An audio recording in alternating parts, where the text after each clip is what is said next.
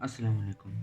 इस वीडियो में हम लोग देखेंगे कि हमारे पास रेकरेंस रिलेशंस क्या होते हैं, हम लोग रेकरेंस रिलेशंस कैसे निकाल सकते हैं और हम लोग इसमें कोई भी अगर हमें कोई भी एल्गोरिथम दिया हो तो उस एल्गोरिथम का रिकरेंस रिलेशन हम लोग कैसे फाइंड करेंगे।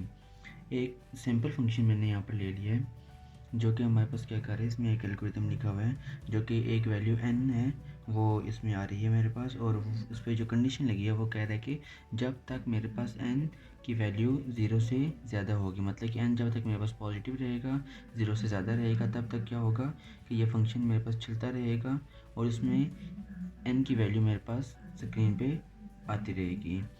और फंक्शन क्या कर रहा है यहाँ पर, फंक्शन वापस उसी में वो जो हमारे पास कंडीशन लगी है कि जब तक n हमारे पास 0 से ग्रेटर होगा तो वही n की वैल्यू जो है वही वाला फंक्शन अपने आप को ही कॉल कर रहा है, लेकिन एक वैल्यू कम करके। जो फंक्शन कॉल होगा n की वैल्यू हम लोग जो भी लेंगे, जब इधर मेरे पास आएगा कि सी आउट n आएगा तो n की वैल्यू मेरे पास लिखी हुई आ जाएगी। उसके बाद फंक्शन में दोबारा से वैल्यू जो पास होगी वो n-1 होगी, जो वैल्यू हमने पहले ली थी उससे एक वैल्यू कम के लिए, तो एक वैल्यू इनकी मेरे पास डिक्रीज़ होती रहेगी। इसी तरह इनकी वैल्यू डिक्रीज़ होती होती होती होती हमारे पास एक वक्त ऐसा आ जाएगा कि जब n की वैल्यू मेरे पास 0 आ जाएगी। जो ही n की वैल्यू 0 होगी तो उस स्टेज पे मेरे पास जो रिकरेंस रिलेशन है वो स्टॉप हो जाएगा। तो हम लोग देख लेते हैं कि ये कैसे होता है। सबसे पहले हम लोग एक जो ट्री है वो ड्रॉ कर लेते हैं, या हम लोग चेक कर लेते हैं कि हमारे पास कौन सी जो लाइन है वो हमारे पास कितना टाइम लेती है। अगर मैं सबसे पहले कहता हूँ कि मुझे क्या करना है, मुझे इस वाले फंक्शन में जो n की वैल्यू पास करनी है मैं पास कर लेता हूँ।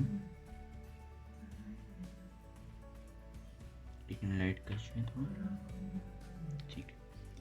तो यहाँ पर मैं देख लेता हूँ कि फंक्शन में मैं जो वैल्यू पास कर रहा हूँ वो वैल्यू फॉर सपोज मैंने पास की है 4। तो मेरे पास सबसे पहले क्या होगा, जो फंक्शन है फंक्शन में 4 वैल्यू पास हुई। अब इस 4 वैल्यू से मेरे पास जब ऊपर जाएगा, यहाँ पे n की जगह पे 4 है, मैंने n 4 लिया है। इसका मतलब क्या है कि n मेरे पास 4 है। अब n 4 है मेरे पास, तो यहाँ पर 4 आ गया तो n की वैल्यू चेक होगी, 4 से ग्रेटर है तो स्क्रीन पे 4 मेरे पास आ जाएगा। मैं यहाँ पर ड्रॉ करता हूँ कि अगर मेरे पास कंडीशन मेरे पास आती है तो 4 आ जाएगा। उसके बाद फंक्शन दोबारा से कॉल को हो रहा है और उसमें वैल्यू मेरे पास जा रही है n-1। तो यहाँ पर मेरे पास सेकेंड लाइन में मेरे पास क्या प्रिंट होगा, n की वैल्यू 4 थी, n-1, तो मेरे पास कॉल हो जाएगा फंक्शन n-1। मेरे पास n-1 आ जाएगा, जो कि मेरे पास वैल्यू आ रही है 3 आ रही है। तो मैं इधर n-1 की जगह पे लिख लूँगा फंक्शन 3 मेरे पास आ रहा है। जब जब मेरे पास 3 चलेगा तो क्या होगा कि यहाँ पर 3 की कंडीशन चेक होगी, अगर तो 3 मेरे पास 0 से ग्रेटर है दोबारा से स्क्रीन पे आ जाएगा। स्क्रीन पे मेरे पास प्रिंट हो जाएगा 3 और नेक्स्ट स्टेप में मेरे पास कॉल हो जाएगा function with value n-1। n की वैल्यू मेरे पास 3 थी तो 3 में से 1 माइनस होगा तो 2 रह जाएगा। यहाँ पर मेरे पास वैल्यू आ गई है 2। और जब फंक्शन मेरे पास 2 की वैल्यू के साथ आएगा तो कंडीशन चेक होगी, अगर 2 से ज़्यादा है तो मेरे पास n की वैल्यू जो है जो मैंने यहाँ पर ली थी वो प्रिंट हो जाएगी, 2 इधर आ जाएगा और फंक्शन मेरे पास कॉल हो जाएगा n-1 से। तो n की वैल्यू 2 थी तो 2 में से 1 माइनस होगा तो 1 आ जाएगा। मज़ीद हम आगे देखेंगे तो हमारे पास क्या होगा कि फंक्शन दोबारा से मेरे पास जब 1 की वैल्यू पे जाएगा तो 1 चेक होगा 1 इज़ ग्रेटर देन 0 और नॉट। अगर हमारे पास n की वैल्यू 0 से ग्रेटर है तो कॉल हो जाएगा, क्योंकि 1 है, 1 की वैल्यू ग्रेटर है तो मेरे पास कॉल होगा तो यहाँ पर 1 ही आ जाएगा और फंक्शन मेरे पास कॉल हो जाएगा विद वैल्यू n-1, जो कि n की वैल्यू 1 थी तो 1-1 से 0, फंक्शन 0 के साथ कॉल हो जाएगा। अब मेरे पास ऊपर जाकर वो यहाँ पर कॉल तो होगा, लेकिन क्या ये कंडीशन मेरे पास ट्रू होती है, if 0 is greater than 0? No, हमारे पास ये वैल्यू हमारे पास ये जो कंडीशन है वो ट्रू नहीं होती। इसका मतलब मेरे पास ये फंक्शन मज़ीद आगे नहीं चलेगा। तो यहाँ पर मैं इसको स्टॉप कर देता हूँ। तो मेरे पास इसका जो एक बन रहा है ट्री बन रहा है, मैं ये ट्री कह सकता हूँ, इस ट्री को मैं ट्रेसिंग ट्री भी कह सकता हूँ। ट्रेसिंग ट्री मैं इसको इसलिए कह रहा हूँ क्योंकि हम लोग पूरा जो फंक्शन है जिसमें हमारे पास आइट्रेशंस लगी हैं, पूरा इसका जो हम लोगों ने निकाला है रिकरेंस रिलेशन निकाला है। रिकरेंस रिलेशन होता क्या है? रिकरेंस का लफ्ज़ निकला है रिकर्सिव से, क्योंकि ये फंक्शन मेरे पास रिकर्सिव है जो अपने आप को ही कॉल कर रहा है बार बार। तो रिकरेंस रिलेशन क्या होता है कि हमारे पास एक वैल्यू होगी, उस वैल्यू को यूज़ करते हुए हम जो नेक्स्ट वैल्यू है वो निकालेंगे। जो नेक्स्ट वैल्यू आएगी उसको यूज़ करते हुए हम लोग मज़ीद नेक्स्ट वैल्यू निकालेंगे, तो वो हमारे पास होता है रिकरेंस रिलेशन। तो ट्रेसिंग ट्री भी यही होगा हमारे पास कि हम लोग एक वैल्यू हमारे पास है तो उस वैल्यू से हम अगली वैल्यू को ट्रेस कर रहे हैं कि अगली वैल्यू हमारे पास क्या होगी। उसके बाद हम लोग देखते हैं कि अभी हमारे पास जो रिकरेंस रिलेशन इनका बन रहा है वो क्या बन रहा है। सबसे पहले मैं चेक कर लेता हूँ कि हर एक जो लाइन है मेरे पास वो कितने टाइम्स तक चल रही है। तो यहाँ पर अगर मैं देखूँ तो फंक्शन मेरे पास कॉल हो रहा है। तो फंक्शन कॉल होने के बाद ये जो कंडीशन है मेरे पास, if n is greater than 0, ये मेरे पास कंडीशन लगेगी। क्योंकि ये तो कंडीशन है तो कंडीशन मेरे पास मैटर नहीं करती। क्यों? क्योंकि इसमें मेरे पास कुछ सॉल्व नहीं होता, उसमें सिर्फ वो चेक करता है, सॉल्व हमारे पास आगे होगा। तो यहाँ पर मेरे पास फंक्शन कॉल हो रहा है, तो मेरे पास फंक्शन कितने टाइम्स कॉल हो रहा है? n टाइम्स कॉल होगा मेरे पास। तो इसका मैं टाइम ले लूँगा t(n). यहाँ पर मेरे पास कंडीशन लगी है, तो कंडीशन में मेरे पास एज सच टाइम कंज्यूम नहीं होता, क्योंकि कंडीशन चेक होती है। तो सेकंड पे प्रिंटिंग का हम लोग लेंगे एक यूनिट, तो हमारे पास यहाँ पर एक ही वैल्यू जो है वो प्रिंट हो रही है। जितनी बार भी ये चलेगी उतनी बार मेरे पास ये वैल्यू प्रिंट होगी। तो मैं इसको ले लेता हूँ 1। और उसके बाद मेरे पास जब फंक्शन कॉल हो रहा है तो हम लोग फंक्शन कितनी बार चलेगा, मेरे पास यहाँ पर ऊपर जो वैल्यू उसने दी हुई है t(n), क्योंकि यहाँ पर मेरे पास n बार चल रहा है तो यहाँ पर मैं इस फंक्शन का जो चलने का टाइम है वो मैं लूँगा n-1। n-1 क्यों लिया? क्योंकि मेरे पास फंक्शन वैल्यू मैंने 4 ली थी, ठीक है। तो फंक्शन मेरे पास कितनी बार चला? 4 टाइम्स चला। लेकिन हम लोग एज्यूम ये करते हैं कि मेरे पास फंक्शन जितनी उसकी वैल्यू दी हुई है उतनी वैल्यूज़ पे चल रहा है मेरे पास। तो जितनी वैल्यूज़ मुझे उसकी दी गई हैं उससे एक वैल्यू कम तक ही चलेगा। क्यों? क्योंकि लास्ट में जब n हमारे पास 0 था, हमने चेक किया तो फंक्शन तो हमारे पास कॉल हुआ था, मतलब ये वाली स्टेटमेंट हमारे पास रन हुई थी, एग्जीक्यूट हुई थी, लेकिन इसके बीच में वो नहीं आया था। तो इस वजह से मेरे पास यहाँ पर कोई भी वैल्यू नहीं है और आगे मेरे पास क्रॉस लगा है, तो मतलब कि यहाँ पर मेरे पास कोई भी वैल्यू नहीं है। लेकिन ये वाला मेरे पास एक टाइम लेस एग्जीक्यूशन हुई है इस वाली स्टेटमेंट की। तो इस स्टेटमेंट की एग्जीक्यूशन होगी t(n) टाइम्स, इसकी एग्जीक्यूशन होगी n-1 टाइम्स। ये हो गया। अभी हम इनका रिकरेंस रिलेशन फाइंड कर लेते हैं। सबसे पहले हम लोग देखते हैं कि हमारे पास इनका जो इक्वेशन बनती है वो क्या बनती है।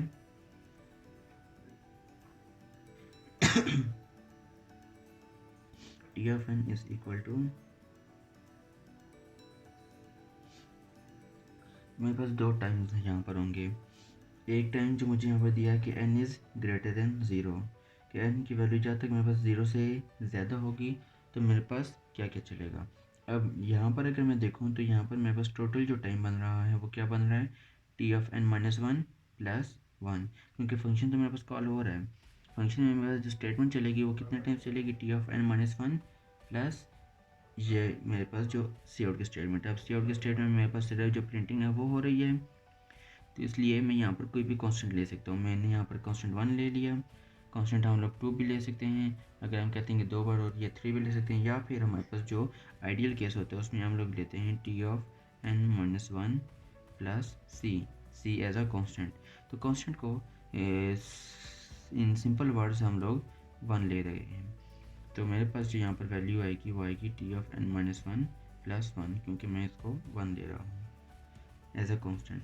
तो जब तक मेरे पास n की वैल्यू 0 से ग्रेटर होगी, मेरे पास जो रिकरेंस रिलेशन का फार्मूला आएगा जिससे मैं रिकरेंस रिलेशन निकाल देता हूँ वो होगा t(n-1 + 1). जब मेरे पास n की वैल्यू 0 हो जाएगी फिर क्या होगा? n की वैल्यू 0 होगी फिर तो मेरे पास कोई स्टेटमेंट ही नहीं एग्जीक्यूट हुई। अब मेरे पास जो कंडीशन है 0 हुई है, कंडीशन कांस्टेंट है, हम लोग उसको लिख सकते हैं, लेकिन टाइम को हम लोग 0 नहीं लिख रहे, हम लोग यहाँ पे कोई भी कांस्टेंट दे देते हैं जो कि हम लिख रहे हैं 1 के। जब मेरे पास इनकी वैल्यू 0 हुई तो प्रोग्राम स्टॉप हो गया, तो मैंने इसको एक कांस्टेंट टाइम दे दिया जिसको मैंने कर दिया 1, कि मेरे पास ये इसका टाइम 1 है। तो मेरे पास ये दो रिकरेंस रिलेशंस आ गए। अभी यहाँ पर हम लोग चेक करते हैं कि हमारे पास ये रिकरेंस रिलेशन तो आ गया हमारे पास कि हम लोग कैसे फाइंड करेंगे। तो हम लोगों ने जो यहाँ पर n की वैल्यू 4 ली है, उस 4 वैल्यू के लिए हम लोग यहाँ पर रिकरेंस रिलेशन फाइंड करते हैं कि हमारे पास रिकरेंस रिलेशन क्या आते हैं। तो सबसे पहले हम लोग रिकरेंस रिलेशन जो है हमारे पास जिसको हम डिनोट करते हैं टी ऑफ एन से, तो हम लोग वो लिख लेते हैं कि वो हमारे पास क्या है, T of N minus one plus one. हमारे पास ये इसका रिकरेंस रिलेशन आ रहा है। अभी यहाँ पर हम लोगों ने n माइनस वन की वैल्यू फाइंड करनी है।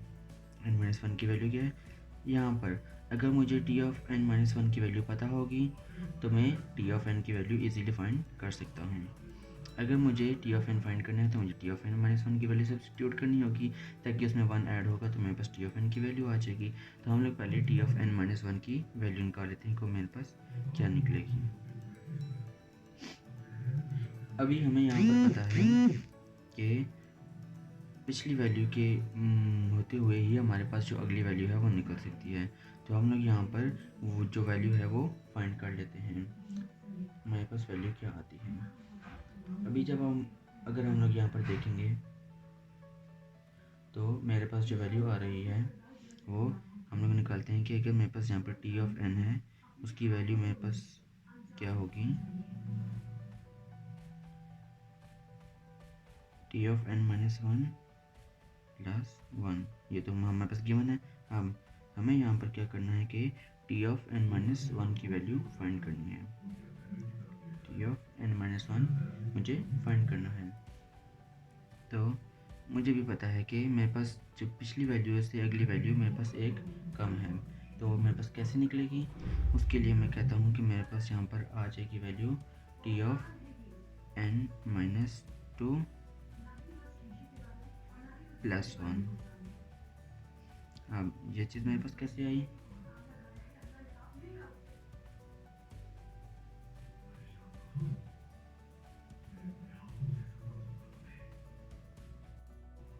यहाँ पर अगर हम लोग देखते हैं कि मेरे पास n माइनस वन की वैल्यू मुझे फाइंड करनी है, लेकिन n माइनस वन की वैल्यू मुझे मालूम नहीं है, लेकिन t ऑफ n की वैल्यू तो मालूम है जो कि हमारे पास है t of n minus one. तो जब हमारे पास यहाँ पर n में से एक वैल्यू डिक्रीज़ हो रही है, t of n minus one हो रहा है n से, तो हमारे पास t of n minus one क्या हो जाएगा, हम लोग यहाँ पर चेक करते हैं। अगर मेरे पास t ऑफ n मुझे बता रहा है कि वो मेरे पास T of N minus one है, तो अगर मेरे पास यहाँ पर n में से वन वैल्यू डिक्रीज़ हो रही है तो यहाँ पर मेरे पास जो n की वैल्यू है उसमें से मेरे पास वन डिक्रीज़ हो जाएगा और मेरे पास वन माइनस जो था वो एज इट इज़ रहेगा, क्योंकि यहाँ पर मेरे पास n की जगह पे n माइनस वन सब्सिट्यूट हुआ है, तो तभी मेरे पास n की जगह पे n माइनस वन जो है वो सब्सिट्यूट हो जाएगा। तो मेरे पास यहाँ पर T of N minus two आ जाएगा, लेकिन मेरे पास यहाँ पर T of N minus one था और प्लस मेरे पास जो एक्सप्रेशन थी वो एज इट इज़ रहेगी। तो यहाँ पर मेरे पास जो मैं n की जगह पे n माइनस वन लिखूँगा तो यहाँ पर मुझे n की जगह पे n माइनस वन लिखना पड़ेगा और साथ में जो माइनस वन था वो एज इट इज़ मेरे पास आ रहा था। अब t of N minus one की वैल्यू आ गई है मेरे पास, इसको मैं यहाँ पर सब्स्टिट्यूट कर लेता हूँ। सब्स्टिट्यूट करने के बाद यहाँ पर मेरे पास वैल्यू क्या आएगी, हम लोग चेक करते हैं t of N minus one. N minus one की वैल्यू जब मैं डालूंगा तो यहाँ पर मैं t of N minus one की जगह पे क्या सब्स्टिट्यूट कर रहा हूँ, t of N minus one की वैल्यू जो कि मेरे पास आ रही है T of N minus two plus one. ये सारी की सारी वैल्यू मेरे पास आ गई है T of N minus one की जगह पे और प्लस वन मेरे पास एज इट इज़ जो ऊपर से था वो आ गया है, जो कि वैल्यू मेरे पास हो गई है T of N minus one की and T of N minus two plus one और वन टू। तो ये वैल्यू मेरे पास आ गई है T of N minus one की। अभी चूँकि हम लोग यहाँ पर चेक कर रहे हैं कि मेरे पास टी ऑफ जब मैंने इसको डिक्रीज़ किया था तो मेरे पास वैल्यू यहाँ पर क्या आ रही थी, मज़ीद नेक्स्ट वैल्यू आ रही थी। अभी मैं मज़ीद नेक्स्ट वैल्यू देखता हूँ तो क्योंकि मैं इसको डिनोट टी ऑफ एन से करता हूँ कि मेरे पास फाइनल टाइम क्या आ रहा है, तो मैं इसको फाइनल टाइम के थ्रू ही लिख लेता हूँ कि t of N minus two plus two. मैं इसको टी ऑफ एन क्यों लिख रहा हूँ, क्योंकि मैं यहाँ पर लिख रहा हूँ कि यहाँ पर मेरे पास टी ऑफ एन है और मेरे पास एक वैल्यू उसकी एट्रिशन की जो है वो कम हो गई है। मज़ीद आगे हम चलते हैं तो मेरे पास क्या आ जाएगा टी ऑफ एन में लिखता हूँ जब मेरे पास एन इसमें से 3 एक टाइम और माइनस हो जाएगा। जब एक और इटरेशन मेरे पास की चलेगी, यहाँ पर एन 4 था मेरे पास, वन वैल्यू कम हुई तो एन 3 पे मेरे पास चल रहा था, अभी एक और मेरे पास कम होगी तो अगली पे चलेगा। तो मेरे पास टी ऑफ एन -2 पे चलेगा। तब मेरे पास आंसर क्या आएगा, टी ऑफ एन है, ठीक है। तो यहाँ पर मेरे पास इसकी जगह पे आ जाएगा n -3, same as it is जहाँ पर मेरे पास यहाँ से एक वैल्यू कम हुई थी, प्लस 1 मेरे पास एज इट इज़ आ जाएगा। तो यहाँ पर मैं लिखूँगा टी ऑफ एन -2 की जगह पर टी ऑफ एन -3 प्लस 1, ये मेरे पास टी ऑफ एन -2 की जगह पर आ गया, plus 2 as it is, which is equal to t of n is equal to t of n -3 plus 1 + 2 3, इधर हमारे पास 3 आ गया। अब हमें ये मालूम हो गया है कि यहाँ पर मेरे पास क्या आ रहा है। तो हम लोग कह सकते हैं कि अगर 1, 2 या 3 या जितने भी वैल्यूज़ के लिए हमारे पास आ रहा है सोल्यूशन, हम लोग कह सकते हैं इसको मैं टी ऑफ एन -1 को मैं टी ऑफ एन ही लिख रहा हूँ, क्योंकि अल्टीमेटली हम लोगों को जो भी टाइम निकालना है वो हमारे पास टी ऑफ एन ही दिया हुआ है, इस वजह से मैंने इसको यहाँ पर टी ऑफ एन ही लिखा है। अभी अगर हमारे पास 2 या 3 वैल्यूज़ आ जाएँ तो हम लोग उसको अल्टीमेटली कहते हैं कि हमारे पास ये वैल्यूज़ डिक्रीज़ होती रहेंगी, एक वक्त आएगा जब वो वैल्यूज़ मेरे पास 0 के बराबर पहुंचेंगी, ठीक है। तो हम लोग इसको कहते हैं कि अभी ये तो एक जनरल रिलेशन है, ठीक है, रिकरेंस रिलेशन है। तो हम लोग कहते हैं कि एक आखिरी वैल्यू जहाँ पर आकर हम लोग स्टॉप हो जाएंगे, हम ले लेते हैं कि टी ऑफ के, कि हमारे पास वो कौन सी वैल्यू होगी, हम लोग कोई भी एक क्या वैल्यू ले लेते हैं जो कि हमने के लिए है, तो इसका रिकरेंस रिलेशन हमारे पास क्या आ जाएगा कि टी ऑफ एन माइनस के, एन में से के हमारे पास माइनस होगा क्योंकि एन की वैल्यू जितनी भी हम लोग माइनस करे थे, प्लस के आ जाएगा हमारे पास यहाँ पे, ठीक हो गया।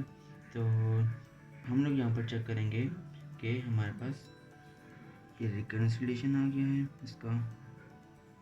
अभी इस रिलेशन से हम लोग हमारे पास जो रिजल्ट है वो क्या निकल रहे हैं, हम लोग वो चेक कर लेते हैं। अब हमारे पास क्योंकि ये वैल्यू तो के की आ गई है, लेकिन अल्टीमेटली हमारे पास वो वैल्यू जाएगी 0 तक जाएगी। अब वो वैल्यू हमारे पास 0 तक अप्रोच कर रही है, 0 भी हो रही है, तो हम लोग चेक कर लेते हैं कि मेरे पास वैल्यू क्या आएगी। मैं पेज आगे कर लेता हूँ, सॉल्व करते हैं।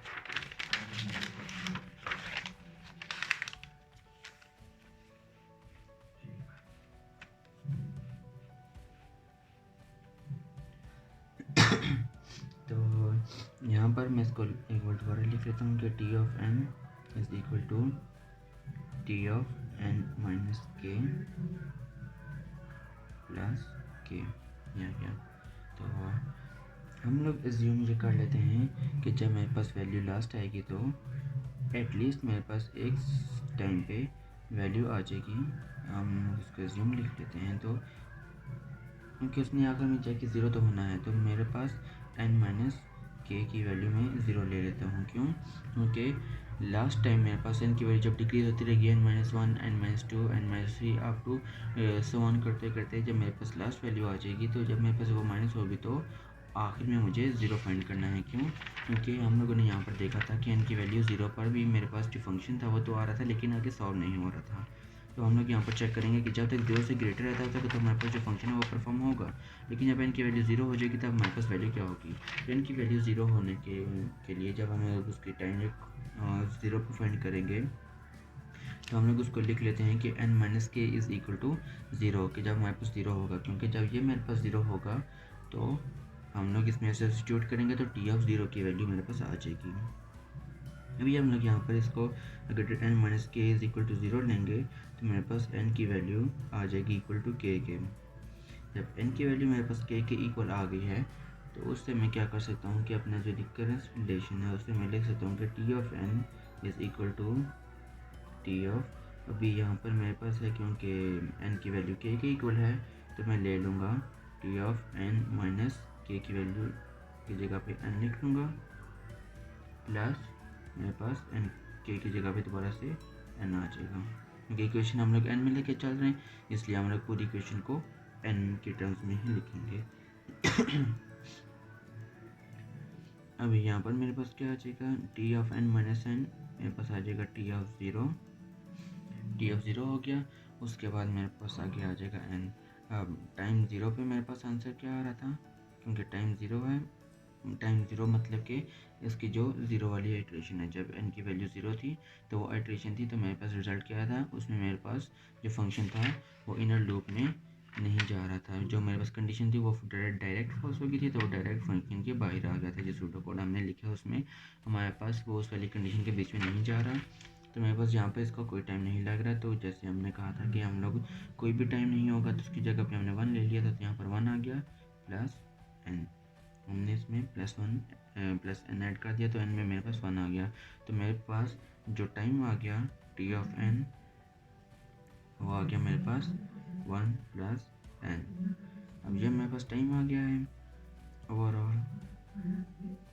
अभी हम लोग बात करते हैं ऑर्डर की, कि ऑर्डर क्या होता है हमारे पास। ऑर्डर ये होता है कि एक ओवरऑल जो हमारे पास कोई भी एल्गोरिथम है या फंक्शन है, वो अपनी एग्जीक्यूशन में अपने पूरा जो उसका सूडो कोड है या जो फंक्शन है जो हम लोगों ने लिखा है वो एग्जीक्यूट होने में कितना टाइम लेता है, वो उस टाइम को हम लोग कहेंगे कि वो उतना उसका ऑर्डर है।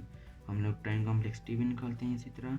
तो हमारे पास हम उसको डिनोट करते हैं। अब इसमें मेरे पास n+1 है, तो इसका ऑर्डर मेरे पास n+1 होगा, क्योंकि मेरे पास n है। इसको मैं कह देता हूँ कि मेरे पास ये n is equal to n+1 है, और क्योंकि ये मेरे पास ऑर्डर है तो मैं इसको o के साथ लिखता हूँ, तो ये मेरे पास ऑर्डर उसका n+1 हो जाएगा। और मैं इसको थीटा लिख लेता हूँ, क्योंकि हम लोग जा रहे हैं बेस्ट केस में। अभी वर्स्ट केस में हमारे पास आ सकता है, हमारे पास 3 होते हैं। एक हमारे पास होता है बिग ओ, एक हमारे पास होता है बिग ओमेगा, एक हमारे पास होता है बिग थीटा। तो हम लोग बिग थीटा लेते हैं कि उस केस में हमारे पास इसकी वैल्यू क्या आएगी, तो मैं इसको n+1 लिख सकता हूँ। तो ये मेरे पास आ गया इसका ऑर्डर, ये मेरे पास आ गया इसके रिकरेंस रिलेशन, कि मेरे पास जो वैल्यू उसकी डिक्रीज होती रहेगी, तो मेरे पास यहाँ पर आंसर्स जो हैं वो क्या क्या आते रहेंगे। जब उसकी वैल्यू मेरे पास स्टार्टिंग में n थी, तब मेरे पास उसका रिकरेंस रिलेशन क्या आया था। उसके बाद जो उसकी, जैसा कि हम लोगों ने यहाँ पर देखा कि हमारे पास जो वैल्यूज़ आ रही थी वो कैसे आ रही थी, कि हम लोगों ने इधर पीछे देखा कि हमारे पास एक एक करके वैल्यूज़ जो थी वो आती जा रही थी। जो हम लोग एक एक आइट्रेशन मूव कर रहे थे, हमारे पास वैल्यूज़ मज़ीद आती रही हैं। एट लास्ट हम लोग ये कहते हैं कि हमारे पास जिसका ऑर्डर आया था वो ऑर्डर ऑफ एन था। हमारे पास ऑर्डर एन का मतलब क्या है कि ये फंक्शन मेरे पास एक लीनियर फंक्शन है। लीनियर फंक्शन का मतलब हमारे पास जो लूप लगी है उसमें मेरे पास एक ही जो लूप में इक्वेशन है वो किसी दूसरी इक्वेशन पे नहीं जा रही, या एक लूप के बाद मेरे पास एक और लूप नहीं लगी हुई जो कि मेरे ऑर्डर को चेंज कर सके। तो इस वजह से थीटा एन का मतलब है कि मेरे पास एक ये सिंगल है, एन की मेरे पास यहाँ पर कोई भी पावर नहीं है। इसका मतलब मेरे पास एन की पावर 1 मेरे पास लीनियर फंक्शन है। एन की पावर जो इंक्रीज़ होगी तो मेरे पास फंक्शन चेंज होता रहेगा, उतना ही उसका ऑर्डर मेरे पास ज़्यादा होता रहेगा। ऑर्डर ज़्यादा मतलब कि उसकी टाइम कम्प्लेक्सिटी ज़्यादा होती रहेगी। तो इसका मेरे पास जो ऑर्डर आ रहा है वो एन थीटा ऑफ एन है। हम लोगों ने इस वीडियो में क्या देखा, हम लोगों ने देखा कि इन सिंपल वर्ड्स अगर हम लोग कहें कि हमारे पास एक सिंपल सा जो फंक्शन था वो गिवन था, उस फंक्शन की हम लोगों ने पहले ट्रेसिंग ट्री बनाया। हम लोगों ने देखा कि वो फंक्शन कितनी बार चल रहा है। उसके बाद हम लोगों ने देखा कि हम लोग उसके जो रिकरेंस रिलेशंस हैं वो हम लोग कैसे फाइंड कर सकते हैं, कि एक वैल्यू के बाद हम लोग हर आइट्रेशन पे वैल्यू फाइंड करेंगे। कि अगर मेरे पास स्टार्टिंग में 4 थी तब मेरे पास रिकरेंस रिलेशन में वैल्यू क्या आई थी, फिर 3 हुई, फिर 2 हुई, फिर 1 हुई, फिर मेरे पास 0 वैल्यू हुई, तो क्या आया। अब यहाँ पर तो हमने सपोज़ की थी वैल्यू 4 है। हम लोग ले सकते हैं कि हमारे पास कोई भी जो वैल्यू हमारे पास अगर कोई भी एल्गोरिथम अगर हमें आया है, हाँ, हम लोगों ने इसमें वैल्यू फाइंड करनी है, तो एन की वैल्यू हमें उन्होंने दी है। एन की वैल्यू जो भी होगी उसके बाद क्या करना क्या है कि हर इक्वेशन को हम लोग कि हर स्टेटमेंट को हम लोगों ने चेक करना है कि वो कितने टाइम्स एग्जीक्यूट हो रही है। जितने टाइम हमारे पास स्टेटमेंट एग्जीक्यूट होगी उस हिसाब से हम लोग अपनी जो रिकरेंस रिलेशन है वो बनाएंगे। एक बार जब हमारे पास रिकरेंस रिलेशन आ गया तो हम लोगों ने सिंपल उसमें इटरेशंस डालनी है। इटरेशंस डाल के 2-3 इटरेशंस तक रन करना है। जो पैटर्न हमें देखने को मिल रहा है, जैसे मैं यहाँ पर देखूँ तो पहला जो पैटर्न है वो मेरे पास टी ऑफ n-1 प्लस 1 मुझे दिखाई दे रहा है। सेकंड पैटर्न मुझे टी ऑफ n-2 प्लस 2 दिखाई दे रहा है। उसके बाद टी ऑफ n-3 प्लस 3 दिखाई दे रहा है। इस तरह जब मैं चलता रहूँगा तो लास्ट में जाके क्योंकि मैं यहाँ पर टी ऑफ एन से इसको डिनोट कर रहा हूँ, तो टी ऑफ एन मेरे पास क्या आ जाएगा, टी ऑफ एन माइनस के, वैन मेरे पास मैं इसको के टाइम तक इसको चलाऊँगा तो एन माइनस के प्लस के आ जाएगा, क्योंकि यहाँ पर मेरे पास 1 माइनस हुआ था, तो बाहर मैंने देखा तो +1 ऐड हुआ, इधर -2 है तो बाहर +2 आ रहा है, तो मुझे एक यहाँ पर पैटर्न दिखाई दे रहा है, जब 3 आया तो 3 आया, इसलिए मेरे पास जब मैं इसको चलाऊँगा आगे तक मेरे पास एक वैल्यू के तक ये चलेगा, तो मैंने कह दिया कि एन माइनस के प्लस के आ गया। उसके बाद हम लोगों ने देखा कि टाइम 0 पे क्या होता है। तो आई होप रिकरेंस रिलेशंस में जो आप लोगों को प्रॉब्लम्स आ रहे थे वो सॉल्व हो गए होंगे। अगर फिर भी आप लोगों को कोई प्रॉब्लम आता है तो आप पूछ सकते हैं। Thank you.